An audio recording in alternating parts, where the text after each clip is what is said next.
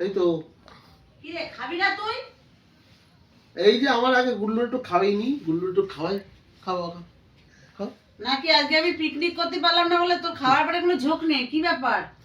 আর picnic বহুত করেছি আমি জীবনে, পিকনিক আর পিকনিক পিকনিক করতে ইচ্ছা করে না। একটা কথা বলবো দাদা, আজকে যে পিকনিক হয়েছে তুই খেয়ে দেখ কত সুন্দর হয়েছে। কি করেছো? জোড়া জোড়া ডিমের মামলেট, আলু সিদ্ধ, ঘি দেখ, আর ঘি ডাল দেয়া ঘি বাড়ি। হ্যাঁ এই দেখ ক্রিম জ্বালানো ঘি, ঘিটা হেভি করা অল্প করে দিয়েছে ভিতরে ঢেলে। তুই ঠিক আছে। খা বাবা, ঘিটা খেয়ে দেখে বলবি কেমন হয়েছে জ্বালানো। ডিম ফেম করনি? আরে ডিম পানি মানে দেখ তো জোড়া ডিম, বুঝিস না তুই এটা কি? এটা জোড়া ডিম ভেজেছি দেখ, দুটো ডবল ডিম, লাগলে আরো দুটো দিতে পারি তোরে।